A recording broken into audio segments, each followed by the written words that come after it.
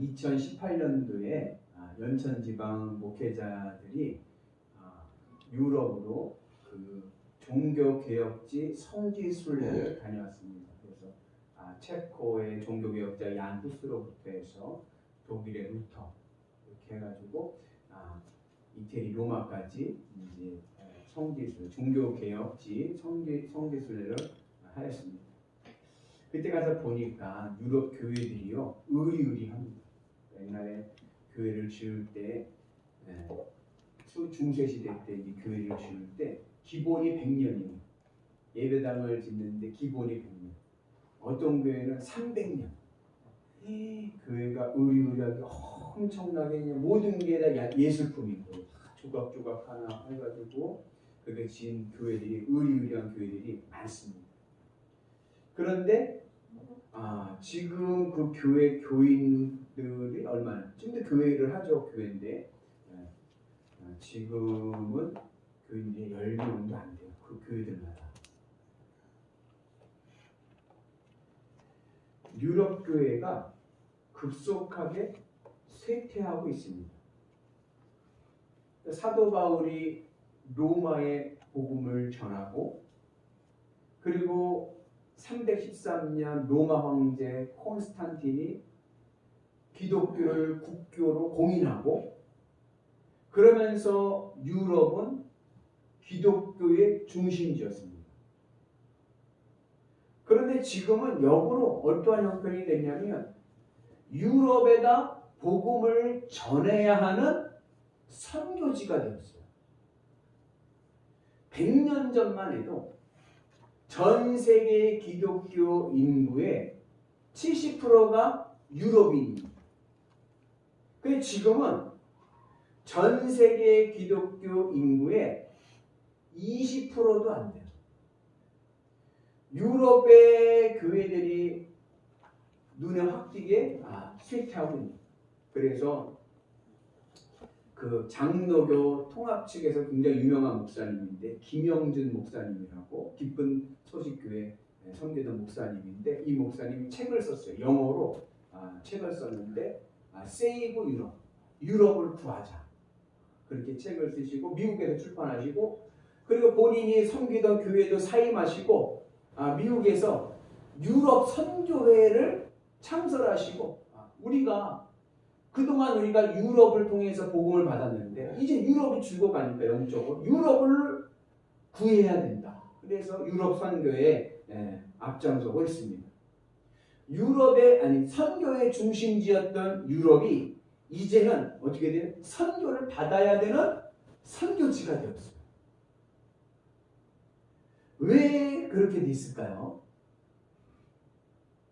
제가 이제 종교개혁지에 다니는 독일 지역 다닐 때 그 가이드하던 목사님이 이렇게 이제 분석을 하는 거예요. 이분이 독일에서 30년을 살았는데 독일 사람들은 일평생에 3번 교회 간대요. 언제 가냐? 유아 세례 받을 때 가고 결혼식 때 가고 자기 죽었을 때 장례식에 가고 그러니까 문화는 기독교 문화인데 믿음이 없으니까 교회가 텅텅 비는 거예요. 이분이 이제 왜 이렇게 유럽 교회가 쇠퇴하게 되었을까? 그 이유에 대해서 말씀하기를 기복신앙 때문입니다. 기복신앙. 이 기복신앙이라는 게 뭐냐면 신에게 내가 원하는 복을 구하는 신앙이 기복신앙입니다. 사실 모든 종교는 다 기복신앙이에요. 불교나 무당이나 무속신앙이나 여러 가지 종교들이 있지만 이 종교들은 다 기복신앙입니다. 내가 원하는 것, 내가 소원하는 것, 내가 가지고 싶은 것을 신에게 가서 그거 달라고 하는 거예요. 그러나 기독교는 종교는 기복신앙을 근간으로 둡니다. 그러나 기독교는 종교가 아니라 생명입니다. 기독교는 복받는 것이 제일의 목표가 아니라 예수님을 믿고 내 마음을 예수님께 드리고 마음과 뜻과 힘을 다하여 하나님 사랑하기가 신앙의 제일의 목표입니다. 왜 예수님을 믿고 왜 교회에 나옵니까?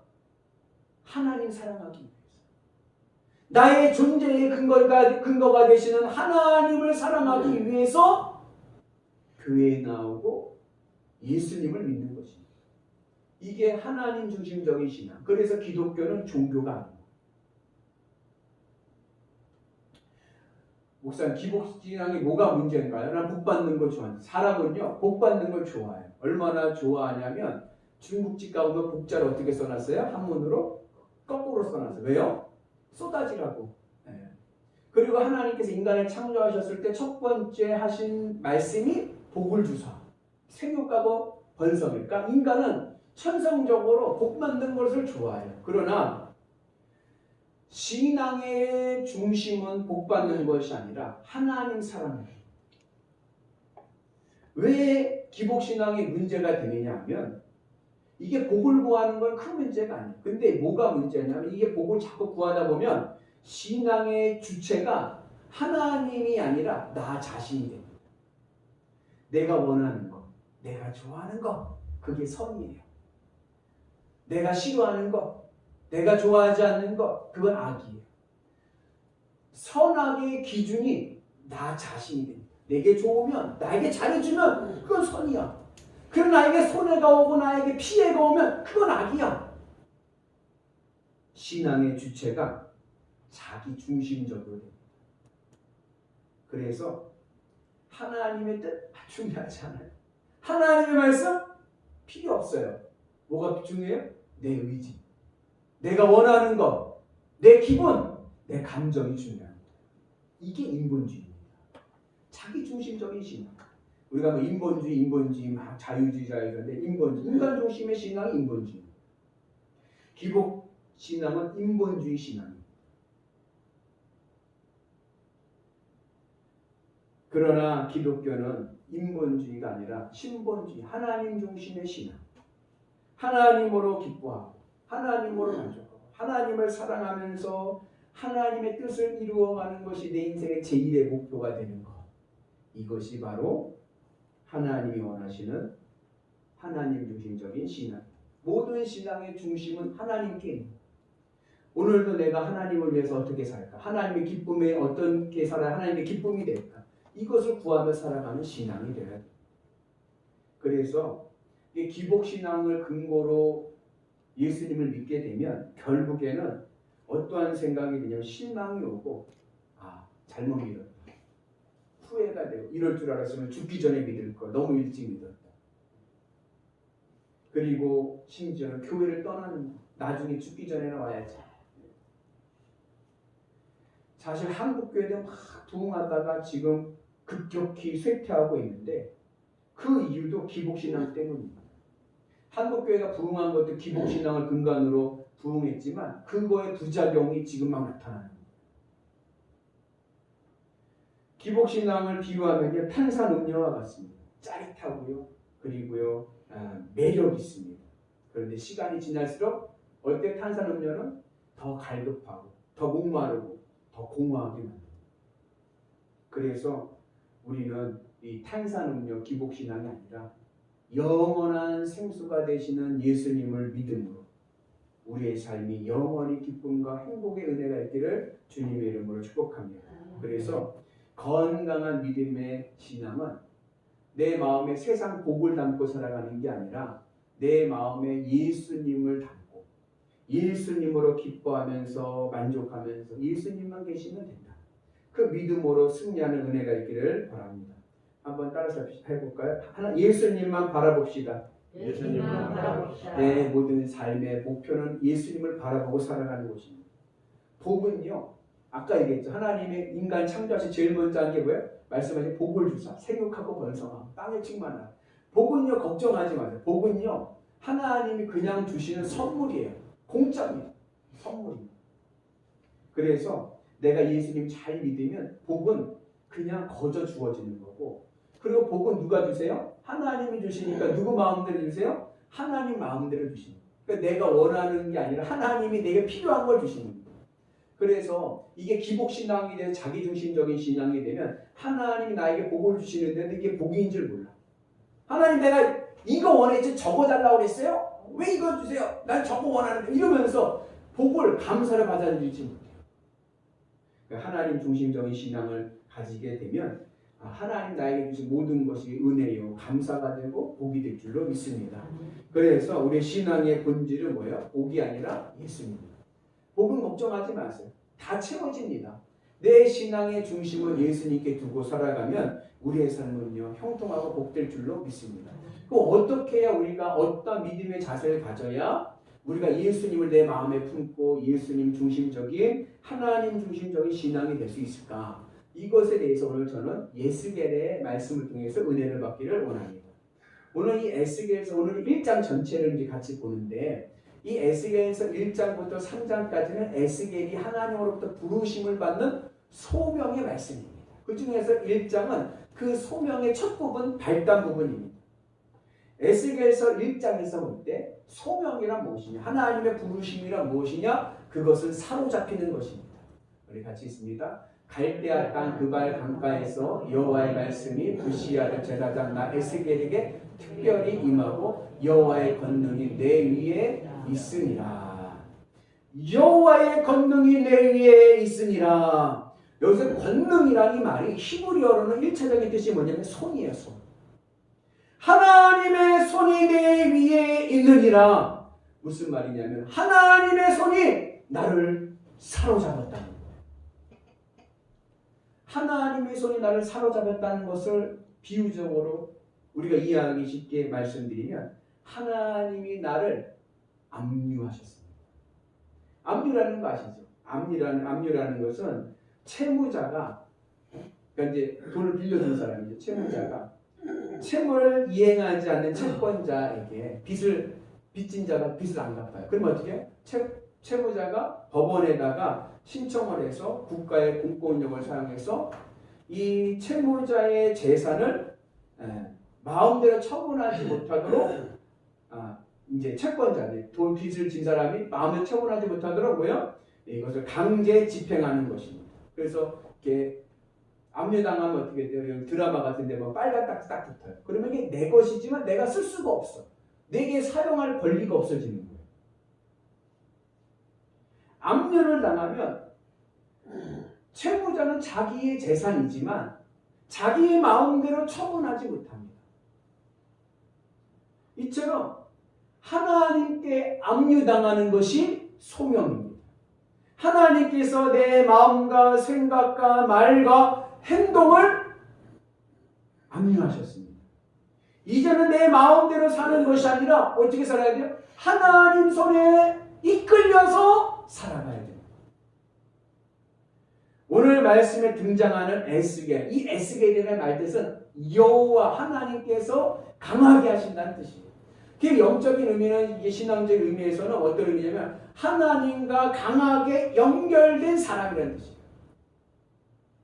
그 에스겔은 주전 597년 이스라엘이 바벨론의 첫 공격을 받아서 605년에 첫 번째 포로로 다니엘이 끌려갔고 두 번째 597년 두 번째 포로기 때 이스라엘 유다의 왕 여호야김과 함께 포로로 끌려갑니다. 이렇게 포로로 왕과 함께 끌려간 이 에스겔은 예루살렘 사독계 제사장입니다. 예루살렘 사독계 제사장이라는 말은 예루살렘 성전 아시죠? 예루살렘 성전에서 일하던 섬기던 대제사장 가문의 사람이에요. 그러니까 요즘 말로 이야기하면은 서울 대형교회 목사님이에요. 그러니까 이제 성경에 보면 대예언자들이 3명이 나오죠. 이사야는 엘리트입니다. 이 사람은 귀족 출신이에요. 요즘 말로 하면 강남 부자 출신이에요. 에스겔은 대형교회 강남 대형교회 목사 출신이에요. 근데 예레미야는 시골교회 목사 출신이에요. 이렇게 우리가 이해할 수가 있는데 하여튼 이 에스겔이 제사장으로서 포로로 바벨론 이방 땅에 끌려와서 포로 수용소에 있는 거예요. 여러분 아프가니스탄 난민들 막 넘어와가지고 아무것도 없이 넘어와가지고 포로 난민 수용소에 있듯이 그렇게 있는 거예요. 그렇게 끌려서 5년 정도 있었을 때에 오늘 하나님께서 그를 나타나신 소명을 주십니다. 근데 에스겔이 이 소명을 받을 때가 기록되어 있어요. 한번 같이 읽습니다. 30째 해 넷째 달 초다새에 내가 그발강가 사로잡힌 자 중에 있을 때 하늘이 열리며 하나님의 모습이 내게 보이니. 에스겔 제사장이 하나님의 소명을 받아서 예언자, 예언자라는 말은 점치는 자라는 뜻이 아니라 예자가 맡길 예자, 예금한다 할 때 예자예요. 그래서 하나님의 말씀을 맡고 전하는 자, 그게 바로 예언자예요. 그 예언자로서 소명을 받을 때가 언제냐면 30째의 넷째 달 초다새입니다. 이때가 언제냐면 역사적으로는 주전 593년 7월 30일입니다. 에스겔이 포로로 끌려온 지 5년 뒤에 아직 유다의 나라는 망하진 않았지만 유다는 그 위에 5년 뒤에 망하는데 그러나 유다 이스라엘 나라는 지금 위태한 풍전등화의 상황입니다. 이때 에스겔의 나이가 몇 살이냐면 30세, 30째 해라는 얘기는 에스겔의 나이를 얘기합니다. 성경에서 30세는요 중요한 의미를 갖습니다.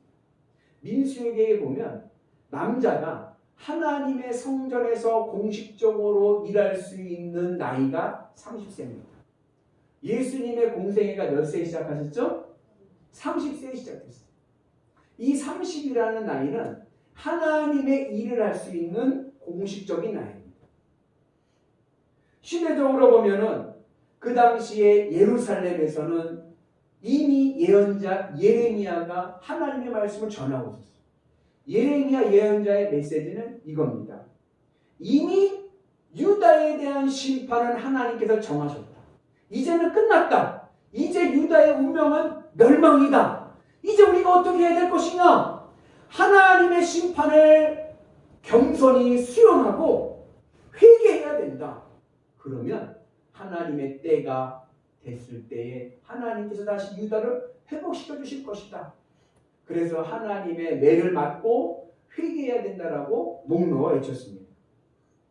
그리고 이제 에스겔에게 이방 가나 바벨론 이방 땅에 있는 포로 수용소에 있는 그 에스겔에게 오늘 하나님께서 소명을 주시고 이 소명을 받은 에스겔은 주전 570년까지 대략 22년 동안 예언자의 삶을 삽니다.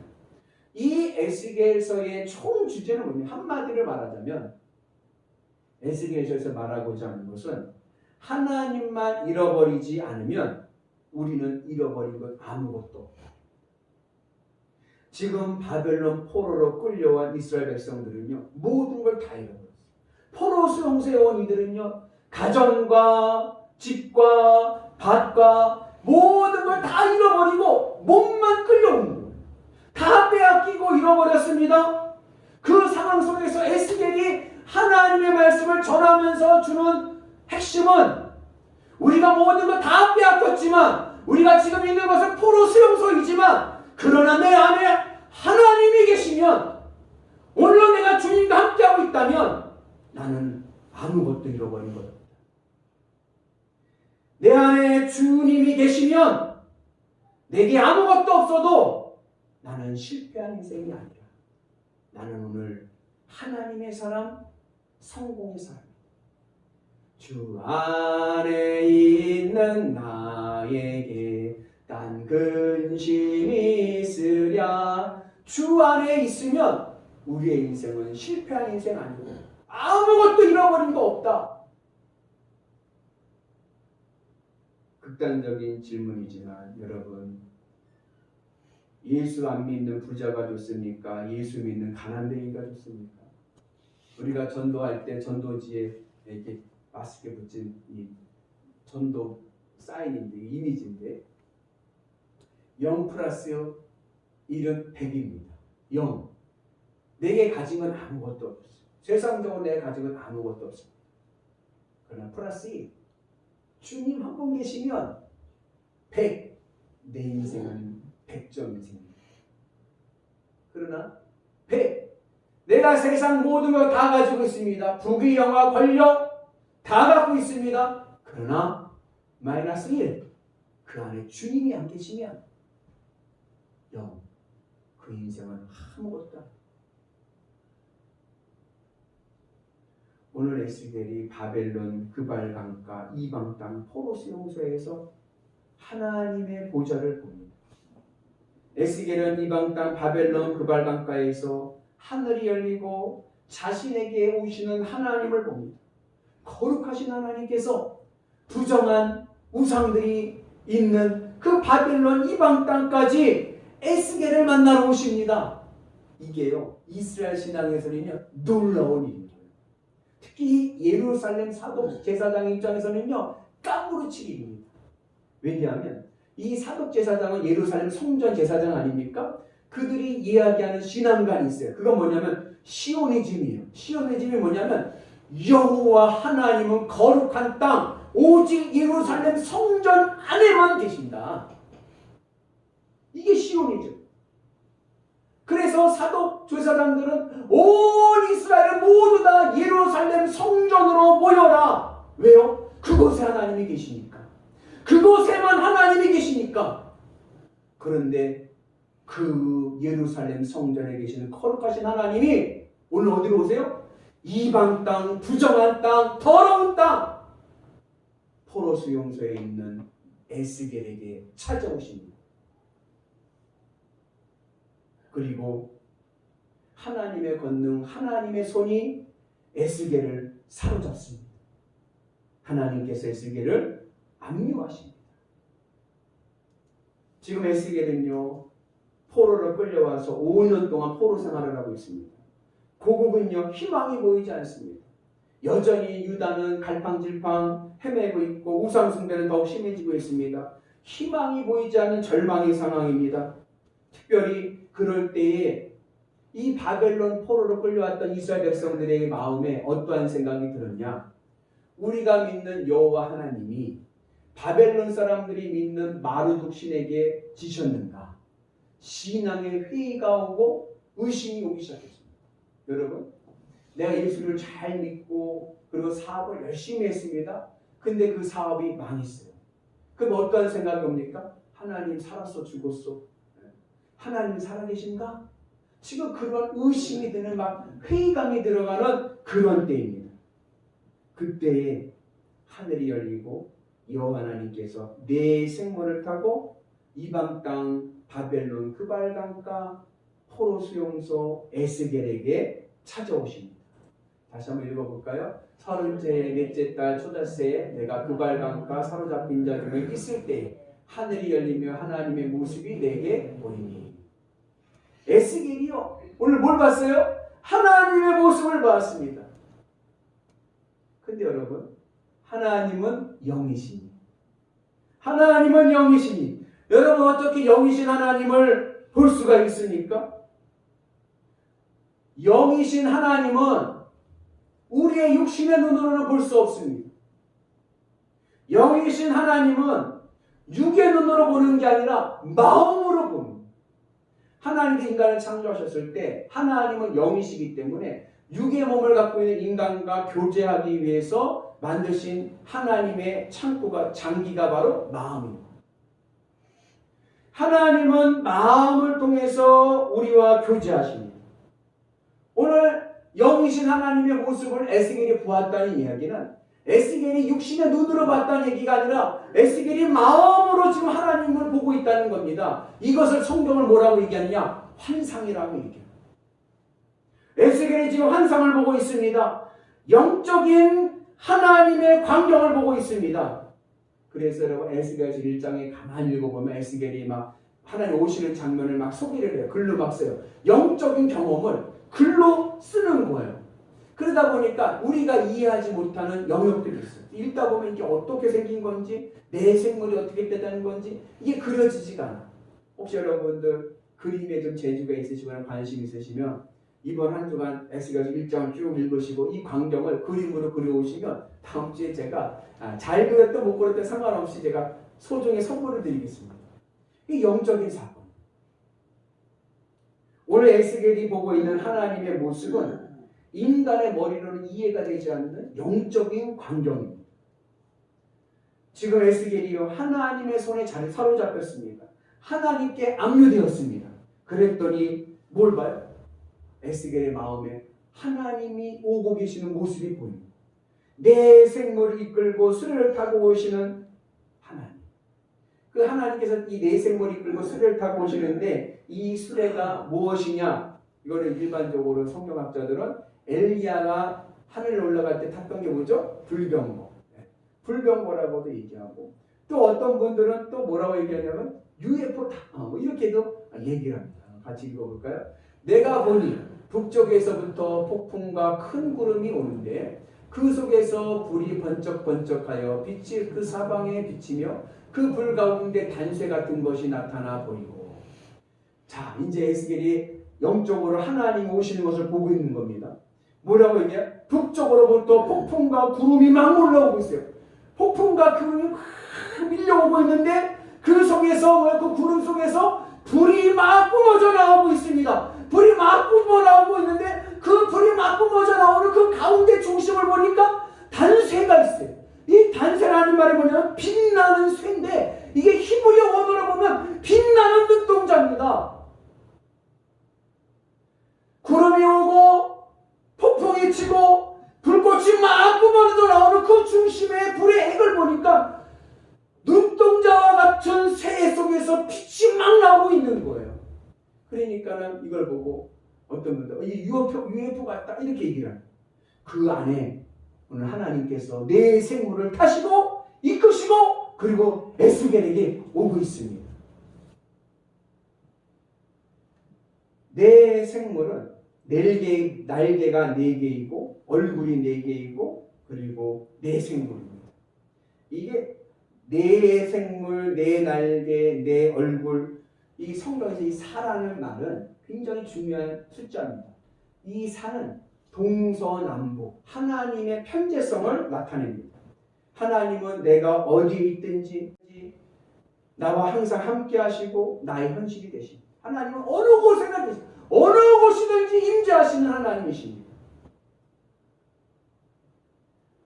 그리고 내 얼굴 보면 성경은 앞은 사람의 얼굴이고 뒤는 독수리 얼굴이고 그리고 좌우는 사자와 소의 얼굴 같다.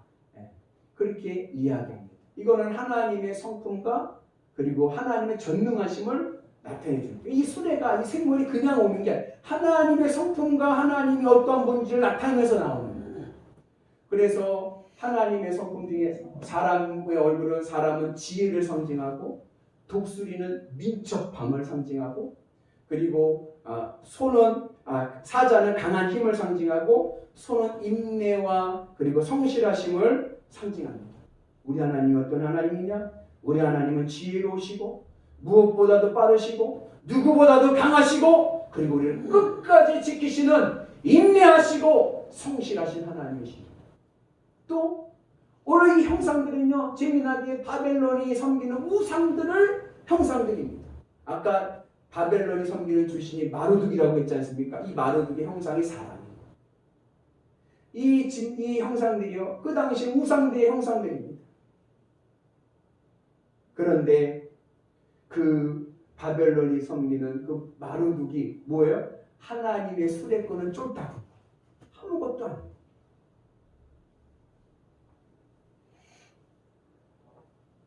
우리 하나님은 이 세상 어떠한 우상보다도 위대하시고 전능하시고 무세무죄하시고 만유의 주인이신 여호와 하나님이십니다. 그래서 그 바벨론의 우상들을 수레에 묶어서 그걸 타고 오시는 거예요. 그리고 상물이 가지고 있는 이 날개는 성도의 삶을 나타내요. 하나님과 연결되어서 늘 살아가는 하늘을 바라보고 살아가는 삶. 그리고 수레를 보면 수레 안에 눈동자가 있고 또 수레가 그 안에서 막 가고 있는 그 수레는 이 땅의 모든 역사는 하나님께서 움직이신다라고 하는 하나님의 섭리하심을 나타내고 있습니다. 하나님께서 우리의 인생을 이끄십니다. 오늘 이러한 이 하나님의 성품을 가진 전능하신 여호와 하나님께서 에스겔을 만나시기 위해서 바벨론의 우상들을 타고 가나안 땅, 이방 땅, 바벨론 그발 강가로 오십니다.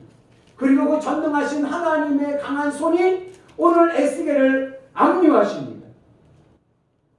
그리고 그렇게 에스겔이 하나님의 손에 의해 압류를 당하니 그의 마음이 뭘 봐요? 나에게 오시는 영이신 하나님을 보게 됩니다. 지금의 상황은요, 절대 절망의 상황입니다. 그런데 그 절대 절망의 포로민 난민의 상황 속에서 하나님께 압류되어서 하나님의 보좌를 보니 하나님의 모습이 뭐와 같냐? 비 오는 날 무지개와 같습니다. 여러분, 비 오는 날 무지개 봤나요? 길 가다 드라이브하다 비 오는데 보면 무지개 쫙 뜨면 어때요? 아름답죠. 지금 절망과 실패와 좌절의 순간인데 하나님의 모습을 보니까 그곳에 뭐가 생겨요? 아름다운 무지개 같이 희망이 생기고, 그리고 소망이 생기고, 그리고 새 힘이 납니다. 지금 에스겔의 상황은요, 모든 것을 다 잃어버린 포로민, 그리고 이방 땅에 끌려온 절망의 상황입니다. 그런데 절망의 상황에 있던 에스겔에게 하나님이 오셔서 에스겔을 압류하셨습니다. 아무것도 보장되어 있지 않는 불안한 상황에서 압류하시는 하나님. 그런데 하나님이 나를 압류하셔서, 에스겔을 압류하셔서 어떻게 하십니까? 어디로 압류하십니까? 하늘로 압류하십니다. 그래서 오늘 에스겔이 하늘이 열리며 하나님을 보았다는 것은 하나님께서 에스겔을 하늘로 압류하셨다는 것입니다. 여러분, 압류되면 어떻게 돼요? 압류되면요, 이제 내 마음대로 쓸 수가 없어요. 모든 것이요, 압류를 한 채권자가 허락을 해야 쓸 수 있습니다. 마찬가지로 내 삶이 하나님께 압류되면 이제 내 삶은 하나님의 허락 없이 다른 곳에 사용되어서는 안 됩니다. 그래서 하나님께 압류된 성도는 무작정 내 마음대로가 아니라 이제는 하나님이 사용하시는 대로, 하나님의 말씀대로, 하나님의 뜻대로 움직여야 될 줄로 믿습니다. 이것이 소명입니다. 압류하시는 하나님, 하나님께 압류당하는 소명의 체험이 오늘 있기를 주님의 이름으로 축복합니다. 그런데 내가 하나님께 압류를 당하지 않으면 우리의 신앙은 어떤 신앙이 되느냐? 내 마음대로 신앙이 돼요. 내 마음대로, 내가 하고 싶은 대로, 내 기분대로 신앙의 주체가 내가 되어가지고 내가 복음 들어보셨나요? 내 마음대로, 기분 나쁘면 애놓고, 기분 좋으면 하고, 가고 싶으면 가고, 말고 싶으면 말고, 지 마음대로 내가 복음. 왜 그럴까요? 소명의 경험이 없기 때문에 그래요. 하나님을 만나고 하나님 나를 붙잡으시면 내 모든 생각과 말과 행동은 이제 하나님께 압류되었습니다. 그래서 이제는 내 마음대로가 아니라 하나님의 말씀대로, 하나님의 뜻대로 살아가는 은혜가 있기를 주님의 이름으로 축복합니다. 그래서 하나님의 사로잡힌 자는 내 감정을 넘어섭니다. 찬송가 이런 찬송이 있어요. 감정을 버리고 말씀 위에 서니 불안한 믿음 완전해지고.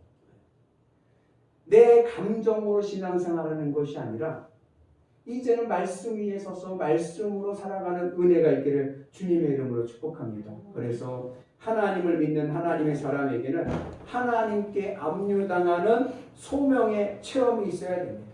내 마음과 내 말과 내 뜻과 내 힘은 이제 하나님께 압류돼서 이제 내 마음대로가 아니라 주님의 말씀대로, 주님의 뜻대로 순종할 수 있는 은혜가 있기를 주님의 이름으로 축복합니다. 특별히 하나님께 우리를 부르신 소명의 자리는 어느 곳이든 내가 있는 모든 곳이 다 하나님이 날 부르신 자리. 내가 섬기는 가정, 내가 일하는 직장, 또 내가 섬기는 교회, 내가 활동하는 모든 사회 활동하는 모든 곳이 하나님이 부르신 곳입니다. 그러기에 이제 우리가 어떻게 살아가야 됩니까? 내 마음대로가 아니라 하나님의 압류된 삶, 하나님의 뜻에 따라 하나님의 말씀을 따라 순종하는 은혜가 있기를 축복합니다. 감정을 버리고 말씀 붙잡고 살아가는 은혜가 있기를 축복합니다. 혹시 이런 말 들어보셨나요? 아무리 유능한 외과 의사도 자기 자식은 수술 못한다. 남의 배를 그냥 쫙쫙 잘 째도 자기 자식은 못합니다. 자식이 자식의 배를 못 가르는 거예요. 아무리 유능한 의사도 자기 자식 배는 가르지 못합니다. 왜요? 감정이 들어요.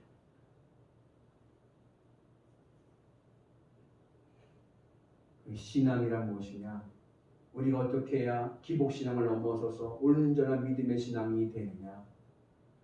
내 감정이 아니라 하나님께 압류당해서 이제는 내 마음대로가 아니라 하나님의 말씀대로 하나님의 뜻대로 살아가는 은혜가 있기를 축복합니다. 그럼 하나님께 내 마음을 주님 하늘 천국으로 이끄셔서 하나님의 아름다운 광경을 보게 하시고 절망 속에서도 포기하지 않고 낙심하지 않고 소망 가운데 새 힘을 가지고 하나님의 뜻을 이루어가는 위대한 성도들로 세워주실 줄로 믿습니다.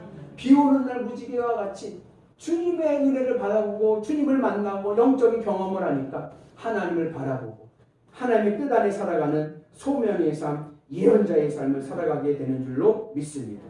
여러분들의 삶이 그러한 은혜가 있기를 주님의 이름으로 축복합니다. 특별히 우리는 하나님께 압류를 당해야 되는데 어떠한 압류를 당해야 되느냐? 자발적인 압류를 당해야 됩니다. 수동적인 압류가 아니라 자발적으로 압류를 당해야 돼요. 그래야 문제는 해결되고 기도는 응답되는 것입니다. 어떻게 자발적으로 압류됩니까? 주님의 십자가에서 내 안에 있는 근심과 걱정과 고통과 두려움과 이런 세상적인 것들을 주님의 십자가 앞에 내려놓고 그걸 다 죽이는, 그리고 내 마음을 예수님으로 채워서 그래, 어떠한 어려운 가운데서도 흔들리지 않고 그래, 내 안에 예수님만 계시면 나는 손해본 것 없다. 예수님만 있으면 나는 성공한 인생이다. 그 믿음을 가지고 나가면 성령께서 우리의 마음의 영안을 열게 하셔서 나에게 오시는 전능하신 하나님을 보고 만나게 하실 줄로 믿습니다. 그 경험이 있으면 이제 우리의 마음은 하나님께 가서 하나님으로 기쁘고 만족한 그 믿음의 상태를 가지고 세상을 향해 나가는.